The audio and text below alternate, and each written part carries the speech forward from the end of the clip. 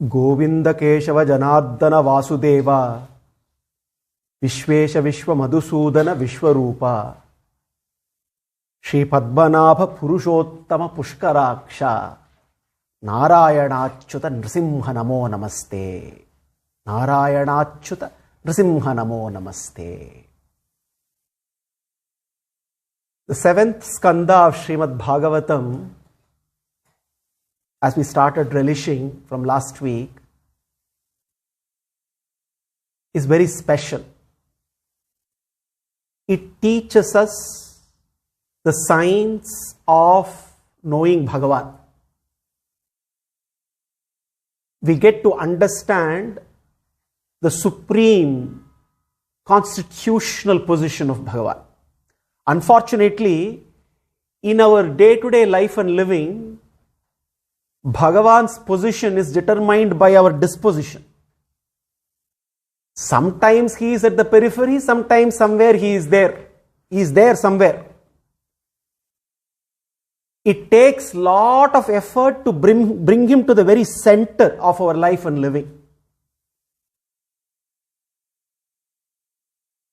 The spiritual journey begins to accelerate when we start recognizing his supreme position, and when we start to recognize how he orchestrates every event in such a way that there is always perfect harmony, beautiful order in his creation. We also saw how the seventh skanda discusses in detail the principle of uti, inclination that drives every action. While our individual actions vary based on our own inclinations, Bhagavan ensures that in spite of varied actions, constructive or destructive, depending on individual inclinations, he ensures that there is order in this universe.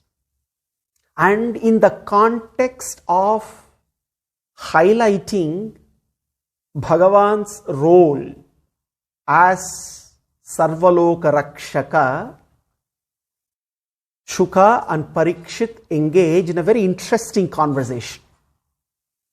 We see how Parikshit seeks clarification on why Bhagavan seemed to side with the Devatas and seemed to always engage against the Daityas. And it is in this context Shuka recounts another glorious conversation between Narada and Yudhishthira that happened in the court of Yudhishthira after Rajasuya Yajna. Now, we must always keep track of the various conversations happening in Bhagavatam. No, otherwise sometimes we may lose the context. Bhagavatam is a series, a nested conversations where we see one conversation embedded in another. Each of them are linked, and here we see the conversation between Yudhishthira and Narada happening, where the central message is Rakshakatva, and Bhagavan being Sarvaloka Suhrid, he is the benefactor of one and all with no partiality whatsoever. And this conversation is being referred to by Shuka to Parikshit.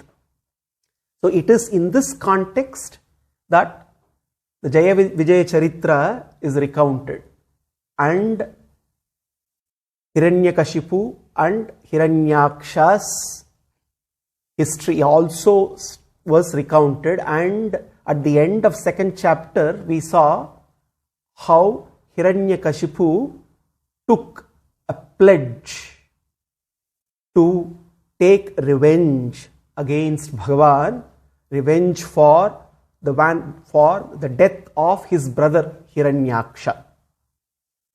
So now Hiranyakashipu begins a new journey. Hiranyakashipu now seeks immortality. Now, the third chapter of the 7th skanda highlights, interestingly, the stupidity of Hiranyakashipu. He starts to seek immortality. Anyone who starts to experience power, this is exactly what happens through Hiranyakashipu.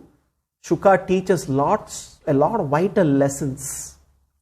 All our hearts beat for immortality, no doubt. But whether we like it or not, all our hearts also beat towards mortality. This is the law of life. We are mortal by nature as long as we are strongly identified with our bodies. We become immortal the moment this identification vanishes. Now, Hiranyakashipu is a supreme example of one who is highly body conscious, seeking, having a thirst for power. And Hiranyakashipu, seeking immortality and power, he decides to conquer all the lokas without really understanding that success in life is not about power, is not about conquering others, but it is to be, success in life is to be conquered by the one who is always victorious.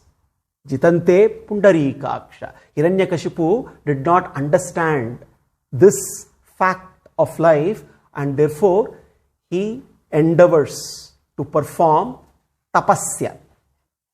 He endeavors to perform tapasya and to seek the boon of immortality from Brahma. And we all know tapasya can be sattvic in nature, can be rajasic in nature, can also be tamasic in nature. Because many times we also wonder, how come somebody like Hiranyakashipu can perform tapasya? Tapasya can also be performed by those who are extremely tamasic for tamasic reasons. Tapasya can be for devotion or for destruction. Tapasya can be a process of submission or can be a process of manipulation. Now, Hiranyakashipu is an example of tamasic austerities, tamasic tapasya. He engages in intense tapasya to manipulate Brahma and seek the boon of immortality. It seems he went to the valley of Manthara Parvata and started to do penance, just surviving on air for years and years together, standing on his toes to such an extent that his entire body was covered by an anthill, and soon after the ants were starting to feed on his flesh, on his bones, on his blood. Such was the intensity of his tapasya that it shook all the lokas and it brought to attention to Brahma, and Brahma immediately decided to descend and grant Hiranyakashipu's boons. Now, what did Hiranyakashipu ask? Now, this is where we see Hiranyakashipu's plans to become immortal. As soon as Brahma appears, Hiranyakashipu prays to Brahma, expresses his gratitude, and he begins to list down the boons that he seeks. Iridasyasi abhimathan varan me varadottama bhutebhyah tvat visrishtebhyah mrityurmabhun mama prabho. Hiranyakashipu thinks, like all who are perverted intelligence, he thinks he is the most intelligent. Therefore, he can construct a list of boons which will make him truly immortal. So he begins asking for something to Brahma. What does he ask starting? Bhutebhyah tvat visrishtebhyah.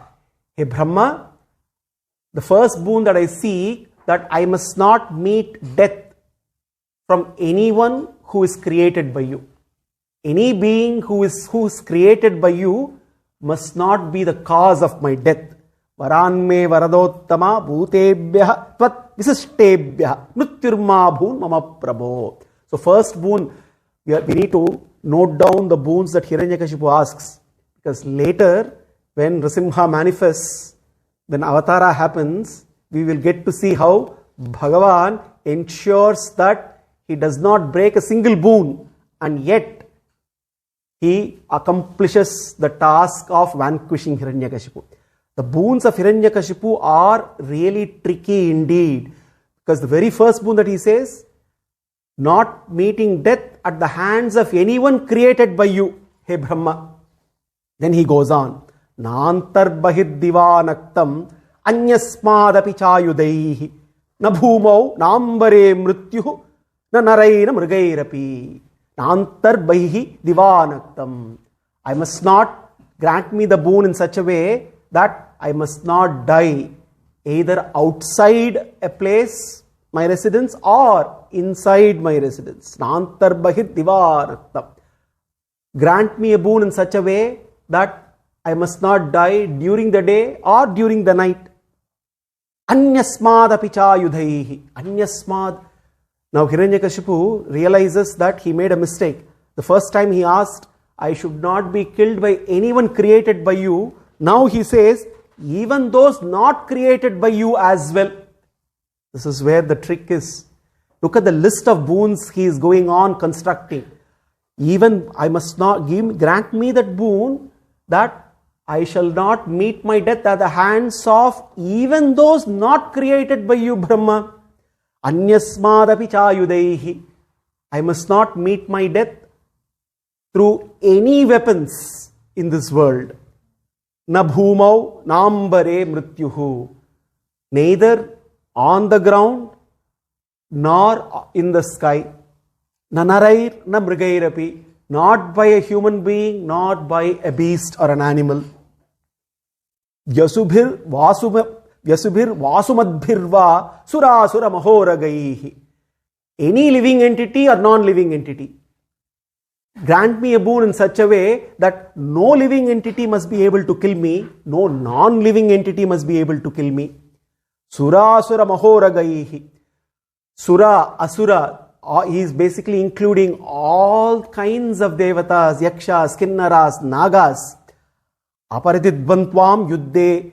There should be in any yuddha, I should not have anyone who can be in a position to subdue me. Aikapatyam cha dehinam sarvesham lokapalanam. In all the embodied, amongst all the embodied beings, there can be no one who can be equal to me. Sarvesham lokapalanam. All kinds of devatas, all deities, I should be more powerful than any of them. Mahimanam yathatmanaha tapo yoga prabhavanam. All the tapobala that one would get by doing all kinds of tapas, austerities for ages.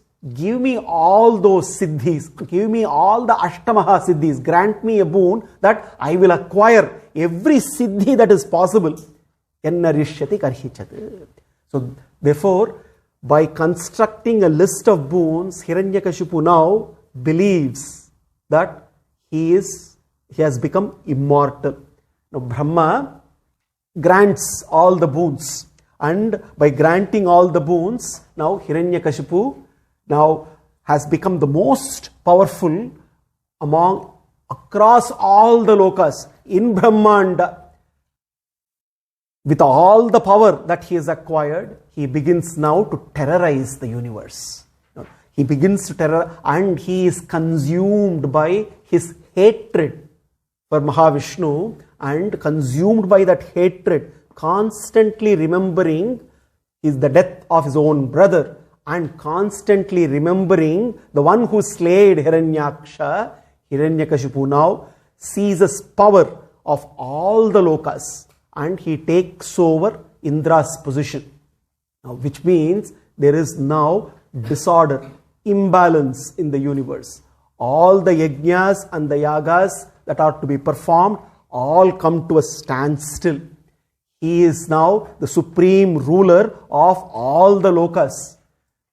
Now, Shuka interestingly says, Sayittam nirjita kakub ekarat vishayan priyan yatapojasam bunjanaha natripyat achitendriyaha. He says, nirjita kakub. Who is a nirjita kakub? One who has one in all directions. One who controls everything in the universe in all the directions. One who has conquered everything in the universe. He has become Ajitendriyaha, he says.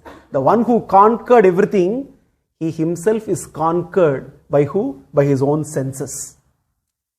This is exactly what happens when one craves to enslave everyone and ends up becoming a slave to one's own senses.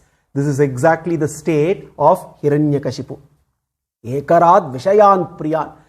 He was completely driven by his own body, the need for bodily gratification, and in that process he had become a slave to his own mind and to his own senses.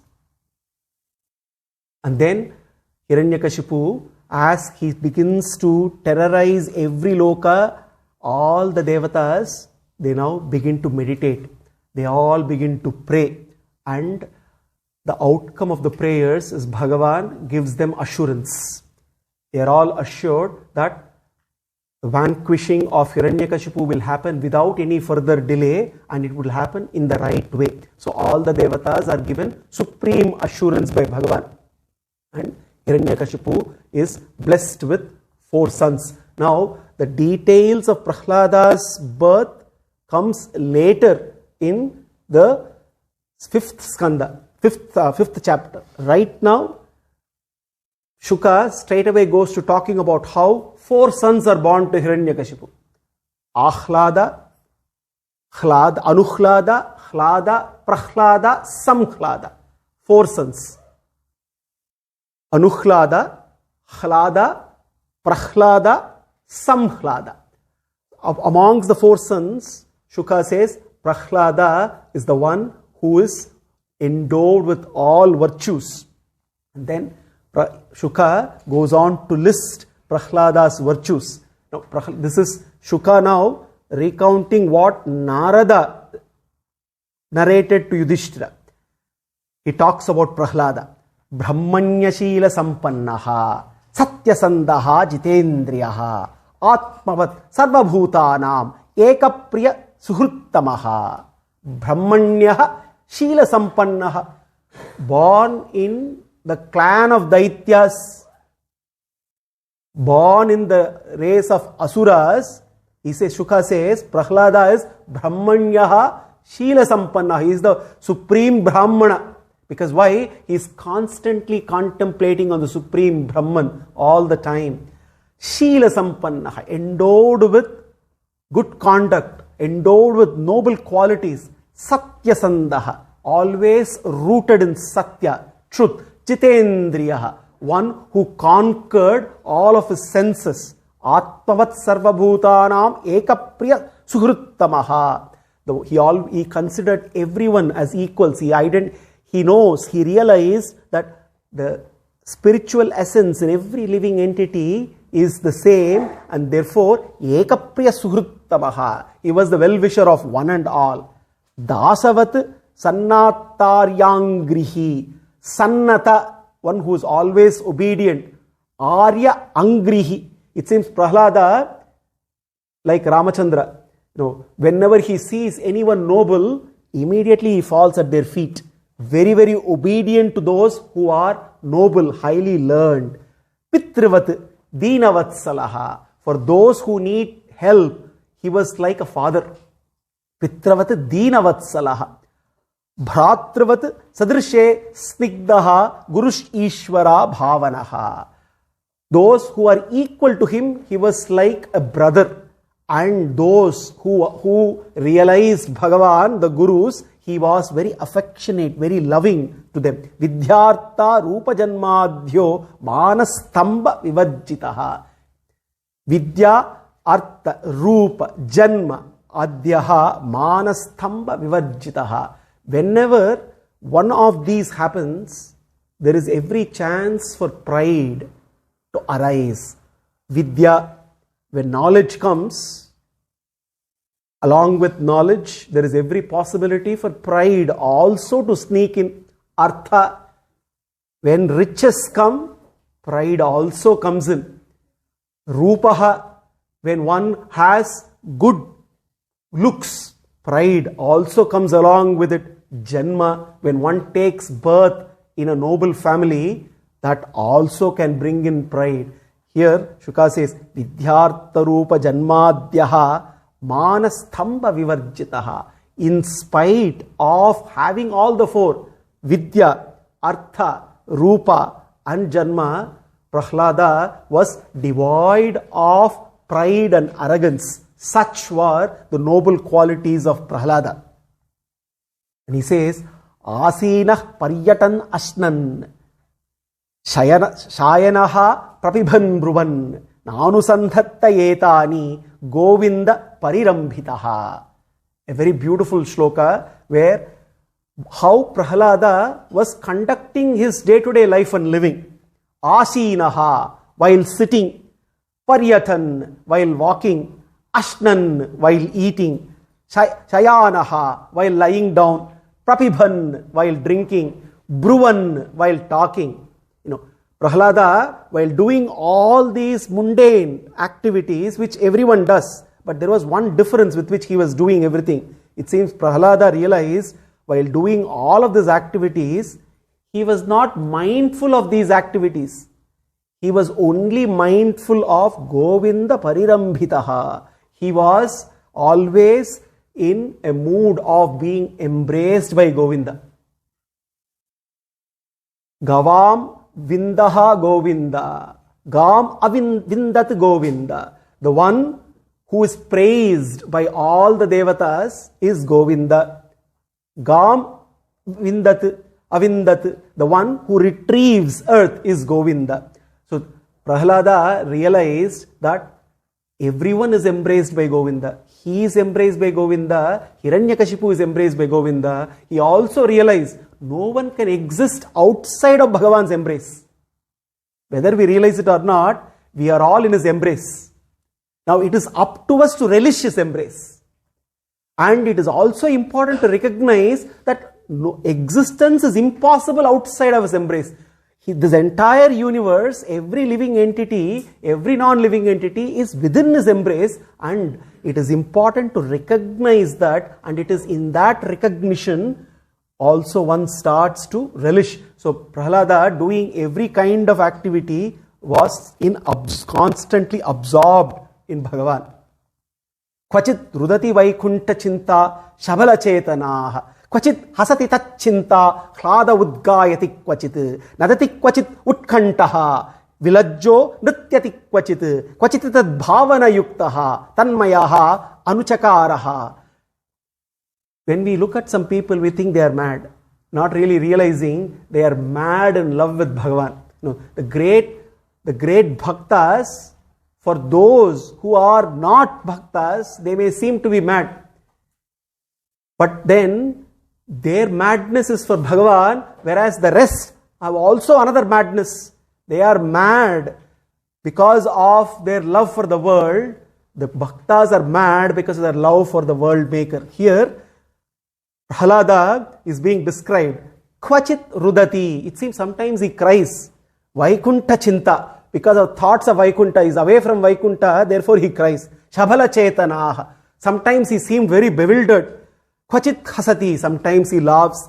Tat chinta. Because of thoughts of him. Ahladaha. Sometimes he is jubilant.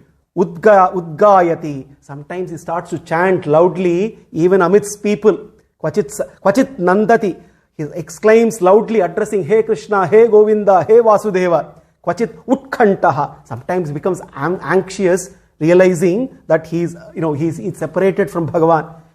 Vilajjaha. Without shame, nrityati. Without giving any notice, starts to dance.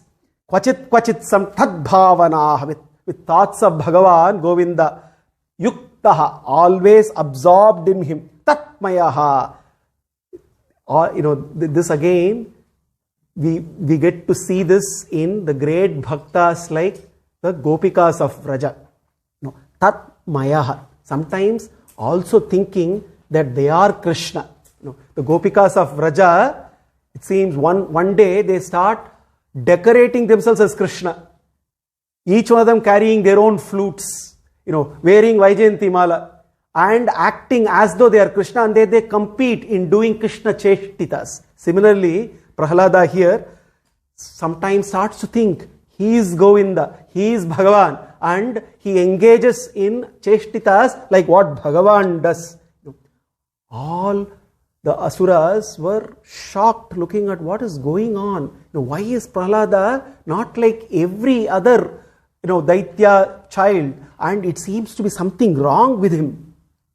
And then Hiranyakashipu decides it is time that he needs to be sent to Gurukula. Then he immediately summons Shukracharya, and Shukracharya then entrusts Prahlada to his two sons, Shanda and Amaraka. These are sons of Shukracharya. Shukracharya is the Daitya Guru, and a Gurukula, special Gurukula to be run for Prahlada and several other children, where Shanda and Amaraka will teach Prahlada, so that Prahlada becomes normal, because everyone now knows he is quote unquote abnormal. Unfortunately, this is the problem. Our definition of normality and abnormality is so very skewed, and we do not really understand we cannot recognize a true bhakta. All the Daityas could not recognize Prahlada as a supreme bhakta. Hiranyakashipu then sends Prahlada away, and he is desperately waiting for Prahlada to come back after the first semester. The first semester of teaching happens. Shanda and Amaraka engage in intense teaching at Gurukula, and then Prahlada comes back for a short holiday back, and then Hiranyakashipu is so very eager to now know what Prahlada has now learned. As a loving father, Hiranyakashipu gently takes Prahlada, puts him on his lap, and hugging him, he asks him, "Hey Prahlada, I'm very eager to know, what is that you have learned from your teachers in Gurukula? And I would also like to know, according to you, what is your favorite subject? And what did you learn? What is the greatest learning so far in the Gurukula?" Prahlada lovingly looks at Hiranyakashipu, and then he says, "Tat sadhu manye asuravarya dehinam sada samudvigna dhyam asadgrahat hitvatmapatam griham andhakupam vanam gato yadharim ashrayeta." Hiranyakashipu was waiting to listen to something else. Prahlada immediately, Hiranyakashipu, "Hey Asura," he says, "Hey, the one who is the king of all Asuras, you asked me what is really good. Let me now tell you what is really good. In one's life and living, what is really good, there are 3 steps to becoming someone who does everything good. Step 1, recognize that we are all spiritual beings. We are distinct and different from our own deha. Now, recognizing our own spirituality is so very important, which will enable us to face situations. When situations go wrong, recognizing our own spiritual nature will give us the required strength. Step 2, recognize not only I am a spiritual being, recognize everybody else is also spiritual. The essence in each and every living entity, the spiritual essence, has the same nature. When one recognizes this, then it becomes very easy to deal with problems, because most of the problems are an outcome of one's engagement with people around. When one engages with people, that's when problems come. The more one engages with more people, more problems come. But then when one starts to recognize that everyone else is also a spiritual being, one starts to differentiate between the actions and the actors. And one also starts to recognize that after all, they too are like me, the Atman embodied, carrying their own vasanas, and therefore one can start to look at how do I contribute to the other person's spiritual evolution. Instead of increasing my expectation, I increase my contribution in any relationship and I decrease my expectation. Step 3, recognize that everyone is spiritual and everyone has one thing in common. Everyone is under the shelter of Sri Hari. So Prahlada says, Tat sadhu manye asuravarya. Hey Asuravarya, what is sadhu? Tat sadhu. That is very good. The best part of life is to recognize what? Yet harim ashrayeta. The best part of life is to recognize that one must take shelter of Hari. First shocker to Hiranyakashipu. He did not expect this. Straight away, Prahlada gives him a shock and he says, Hey Asuravarya, Prahlada is addressing Hiranyakashipu as Asuravarya, not as father, a king of Asuras, because now he is actually teaching him. Dehinam sada samudvignadhiyam. Dehinam, all the embodied beings, because of their association with the body, samudvignadhiyam. The intelligence is corrupted and one is always agitated, anxious. Asadgrahat. Asadgrahat means material conception. Only what we see, whatever is seen with the eyes, what is perceived alone counts.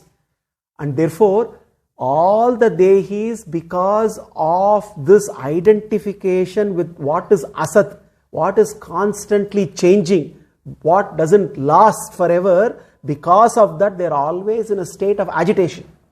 And therefore, the best thing, the good thing to do is take shelter of Hari. And how do you take shelter of Hari? Hitva griham. Give up the material conception of life. Because why? Samsara, he says, is andhakupam. Hitvatma patham griham andhakupam. Andhakupa is a deep well, deep dark well.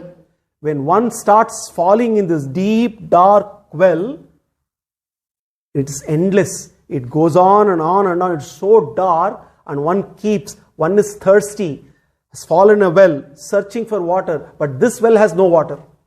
So one is thirsty, has fallen in a deep well, doesn't know where the bottom of the well, a bottomless, dark, deep well, where the thirst cannot be quenched.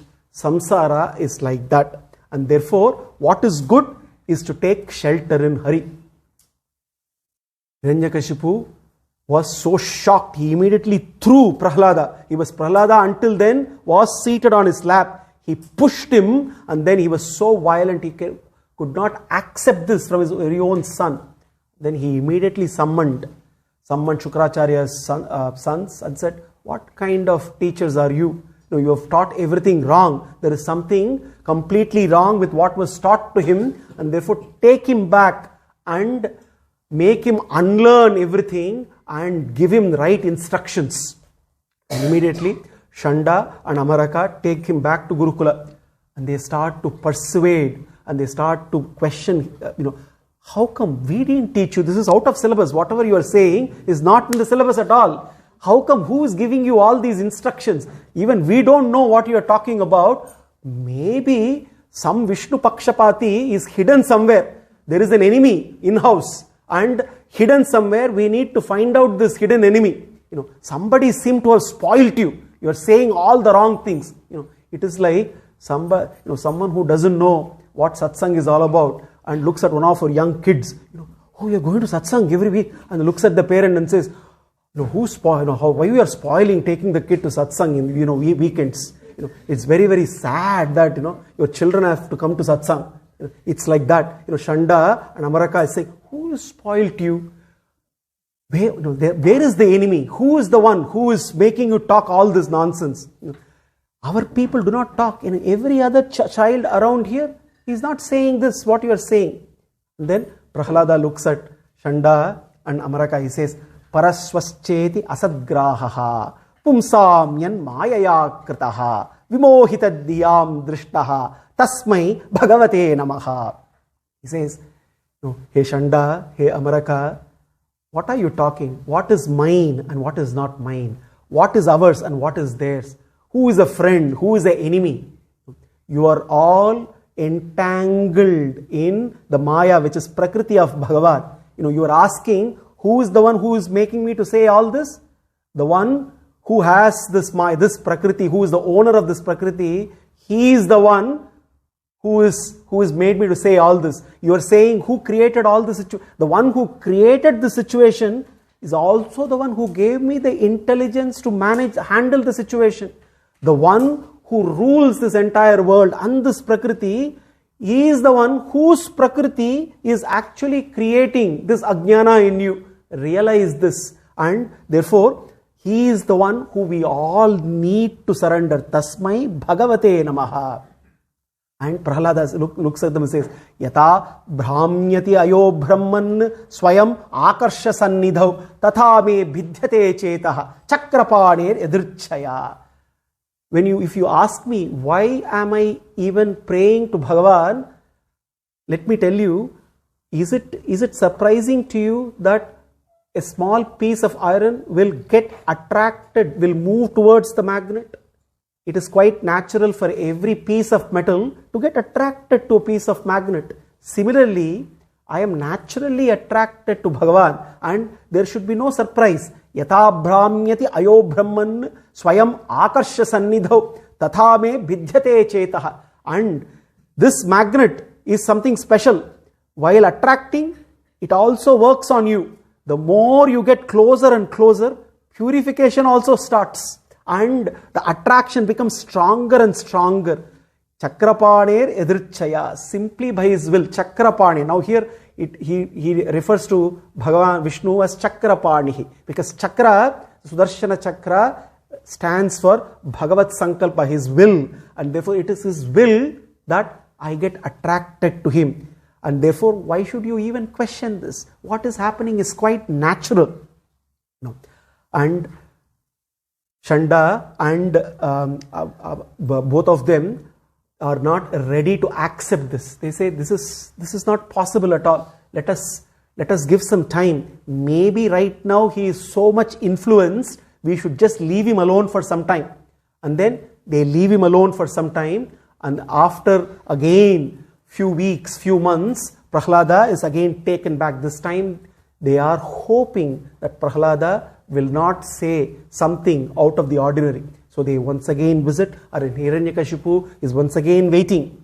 And Prahlada is taken to the court of Hiranyakashipu. Now Hiranyakashipu asks once again, Prahlada, I am sure that now you have learnt well, and I want to answer you, what do you consider as the highest learning? I want you to tell me what is that which you consider as the highest learning. Prahlada immediately comes up with a summary of what he considers as the highest learning. This is one of the most popular shlokas which we many a times refer to. Prahlada Vacha Shravanam Kirtanam Vishnoho Smaranam Padasevanam Archanam Vandanam Dasyam Chakyam Atmanivedanam Iti Pumsar Pita Vishnu Bhaktischain Navalakshana Kriyate Bhagavatyadha Tanmanye Adhitam Uttamam. Tanmanye Adhitam Uttamam.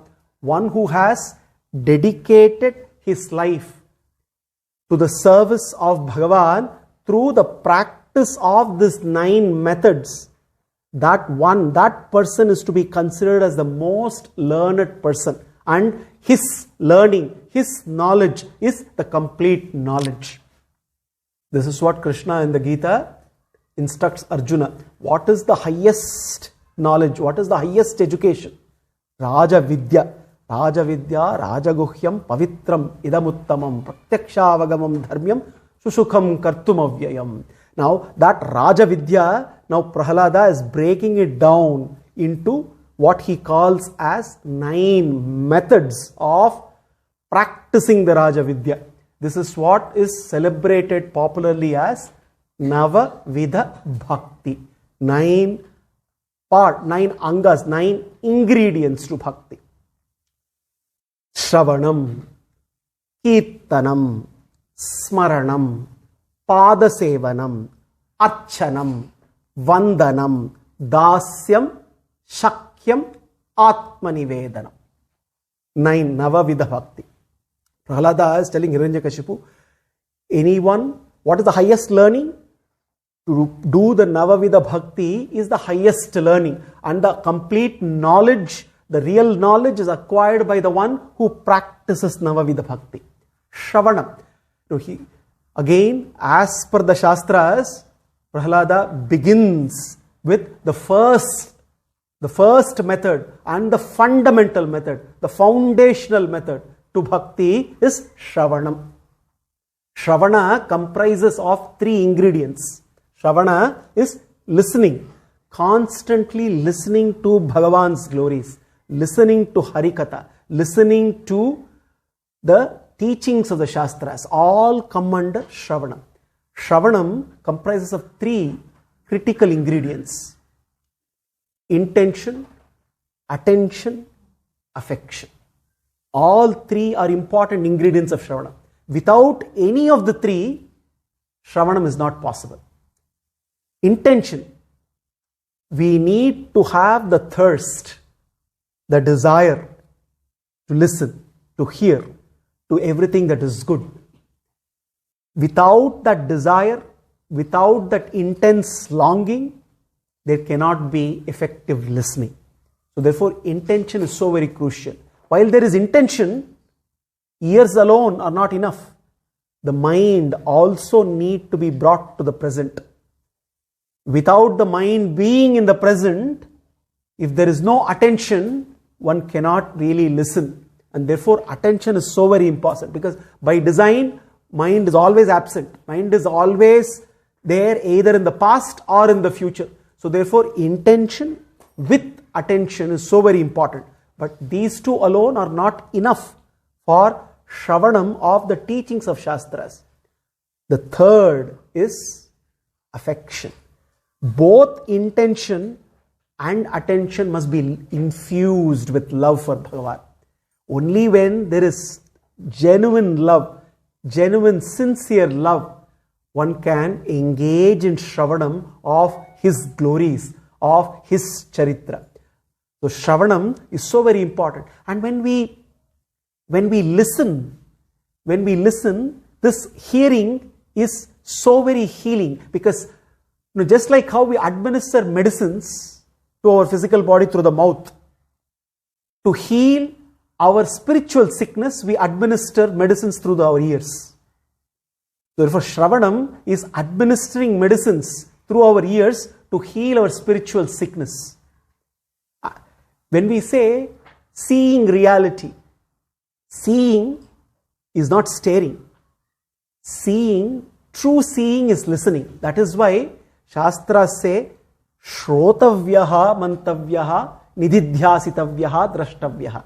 Shravanam always has to be the first step. Seeing is not staring. Let's take a machine and it breaks down into parts. Just by staring at the broken down parts, we will not be able to fix it. We need to listen to experts.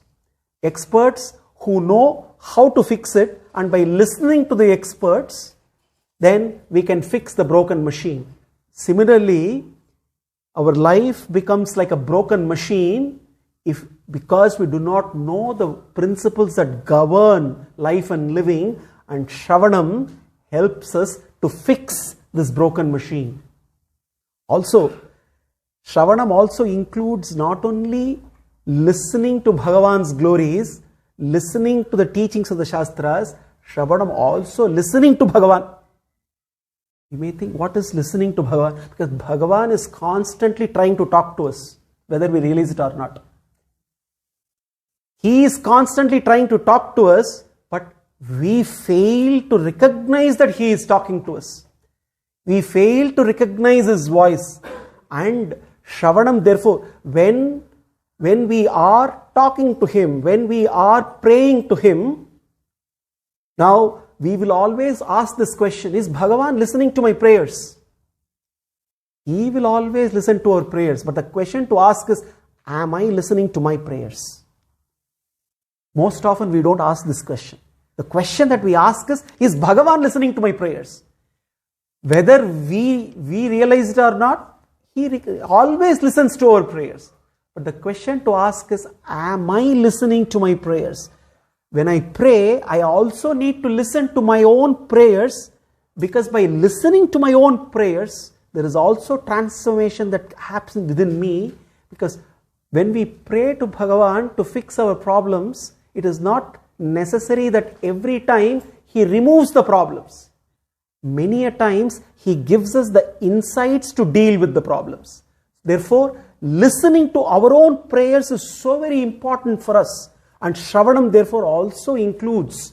And in any learning, fundamental step, foundational step is Shravanam. And therefore, Prahlada starts the Navaveda Bhakti by highlighting the importance of Shravanam. Shravanam Kirtanam Vishnu. Constantly listen to the glories of Vishnu. Kirtanam Vishnu. Constantly sing the glories of Vishnu. Now, Kirtana is singing. Kirtana is chanting. In the journey of bhakti, chanting is so very critical. Chanting Bhagavan Namas, chanting Stotras, singing His glories is so very important. Many times we ask this question, for me to chant, I need to have some feel, I need to have some kind of devotion. Otherwise, how can I chant? I don't want to chant mechanically. And therefore, when we say, I will chant when I have some taste for bhakti, chanting will never happen. Because we always, if the prerequisite for kirtanam is to have some kind of devotion, then we will always end up for that feeling to come. It is important to realize that we need to take the two cases. In the case of supreme bhaktas, it is their bhakti that manifests as chanting. It is their bhakti that manifests as kirtana. Therefore, bhakti becomes an impetus for chanting. Bhakti becomes an impetus for kirtana. So in the case of supreme bhaktas, either out of their love for Bhagavan or when they are presented with unsolvable problems, they engage in kirtana. Now in this case, bhakti is an impetus for kirtana. But we must also realize that kirtana can also be an impetus for bhakti. Chanting, while devotion is a gateway to chanting, chanting is also a gateway to devotion. We must realize that the more we chant, the more devotional we can become. So therefore, chanting can also become an impetus for kirtana. So instead of waiting for us to cultivate supreme devotion and then say only then we will chant, what is very important is to engage in kirtana with or without devotion. Because our mind is not something which will behave the way we want it. So today I may not be in the mood for devotion. Does not mean I postpone my chanting to a day when devotion will sprout within me. That day will never come. Even if it is mechanical, when one engages in chanting, the mechanical chanting will lead to the sprouting of bhakti in one. That is the reason why our Shastras emphasize the discipline of kirtanam, emphasize the discipline of chanting. Very, very important to cultivate bhakti. So Prahlada starts with Shravana and then goes to the next step. No, this is one step building on the other. Shravanam to Kirtana. No, the more Shravanam we do, the more Kirtanam we can do and more enjoyable the Kirtanam becomes. Because with more Shravana, bhakti grows and that becomes an impetus. Initially, in the initial stages, we may have to bring a little bit of forcing ourselves to do chanting, to do Kirtana. But slowly, as more Shravana happens, slowly that Shravana, through that Shravana, as devotion grows, that by itself becomes an impetus. Devotion becomes a gateway to Kirtana. Therefore, Shravanam, Kirtanam Vishnu, Smaranam. Smarana, remembrance. Remembrance is again only possible, constant remembrance, when there is Shravana and there is Kirtana. So the third stage, as we see one building on the other, the more Shravana we do, the more Kirtana we do, the more Smaranam we can do. This remembrance is so very critical, and Bhagavan recommends in the Gita that ultimate purpose of life is constant remembrance. Remembering Krishna all the time is the ultimate purpose of life. Therefore, this Smaranam is only possible when one is, completely absorbed in him. This Smarana also is what Shastras say is Bhagavan's will. Now, when we ask this question, how do I know his will? His will is declared in the Shastras. Now, there are situations where we do not know his will. In those situations where we do not know his will, how do we recognize his will? When we do his will, when in situations where we understand, and therefore constantly engaging in Smarana gives us that strength. In situations where we do not know his will, the practice of Smarana will reveal his will to us. And therefore, Prahlada is recommending that one needs to engage in constant remembrance. Constant remembrance leads to Pada Sevanam. Shravanam, Kirtanam, Smaranam, Pada Sevanam. Pada Sevana is to devote oneself to the lotus feet of Bhagavan. Focus is on to serve. Focus is not what I deserve. Always the first question that I ask Bhagavan is, I deserve this, you did not do this for me. The focus should be changed to, I will serve you irrespective of whether I know I deserve it or not. Recognizing whether I deserve or not deserve is Bhagavan's job. Our job is to serve him. Therefore, Pada Sevana is to be devoted to his lotus feet, and that should lead to Archana. Archana, worship. We all know this famous statement that loosely is used, work is worship. And we all tend to say that work is worship. No, but our Shastras say work is not worship. Work is meant to be worship. Not every work can become worship. Work has to transform to worship. When I work as making the work itself as an offering to Bhagavan, then it becomes worship. So therefore, work is not worship. Work has to be transformed into worship. Archanam, Vandanam. Vandana is offering prayers. Offering prayers, there are two important ingredients to every prayer. One is counting our blessing. Second, praying that we become a blessing for others. This is the most important ingredient of every prayer. When we pray, that is why our Shastras say, Loka samastha sukhino bhavantu. The prayers are not only meant for us. Every time we pray, yes, we count our blessings, but we also pray, hey Bhagavan, transform me into a blessing for others. And that is the most effective prayers one can do. And Archanam, Vandanam that here Prahlada is talking about is constantly offering those prayers to Bhagavan. Dasyam. Dasya is servitude. Servitude to Bhagavan all the time, recognizing that if I do not recognize that I am his servant, then I end up being the servant of my own body, my own desires and this world. Therefore, Dasya, recognizing Dasatva, recognizing our Seshatva, the servitude to Bhagavan is so very important. Now, it seems, a master wanted to give a very short and powerful formula to meditate on to one of his disciples. And said he picked up a very, very short formula from the Shastras and said, start meditating on this. The formula was Soham. Soham means I am that. Saha aham. Soham. So the disciple started meditating on that.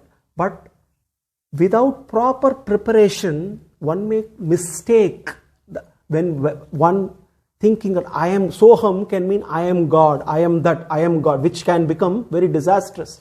And recognizing that, immediately the master said, let me give you a slightly longer formula which will help you recognize who you are. Instead of contemplating just on Soham, add a small syllable, da Soham. Recognize, contemplate that I am his dasa all the time.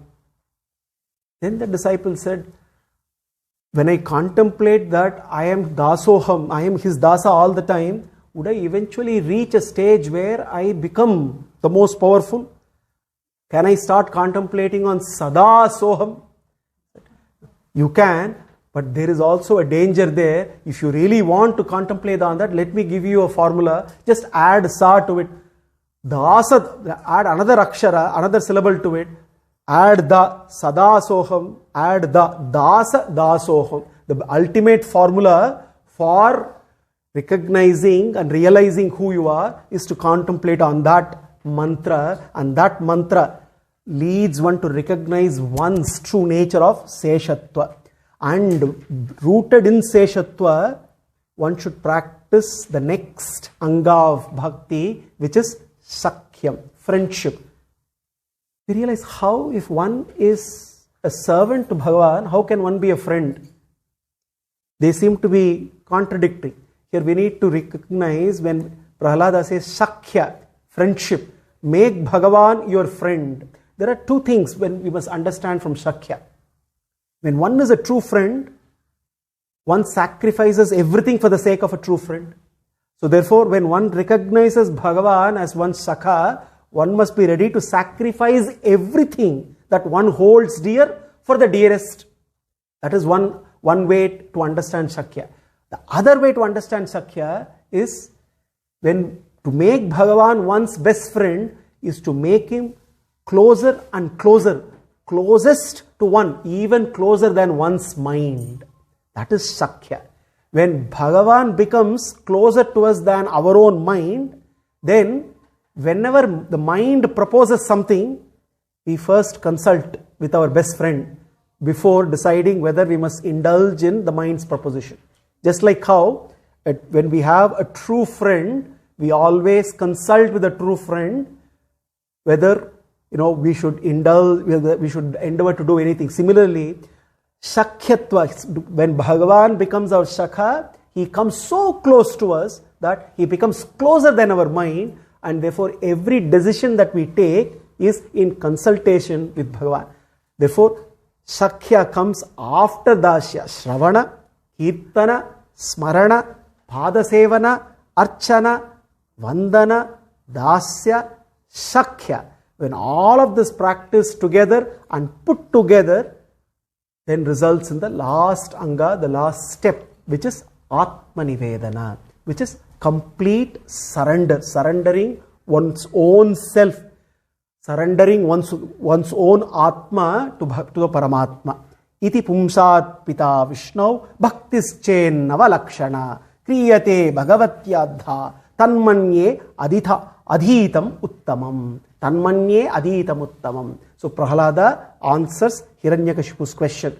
What is uttamam? What is the most highest learning according to Prahlada? Prahlada says, hey Hiranyakashipu, bhakti is the highest learning, and therefore I explain to you Navavida bhakti, practicing which the one becomes the most learned. The Pandita is one who practices Navavida bhakti. Hiranyakashipu is shaken to the core. He now considers Prahlada as his enemy number one. And what Hiranyakashipu is going to do, and how Prahlada faces the adversities, and facing the adversity, how Prahlada engages in giving the ultimate teaching, the teachings of Prahlada, and how Hiranyakashipu persists in tormenting Prahlada, leading to Nrsimha avatara, we will cover in the next 2 sessions. Until then, let us contemplate on how Prahlada emphasizes on the supreme learning. The supreme learning is to learn that this world, the samsaric world, is a university of adversity.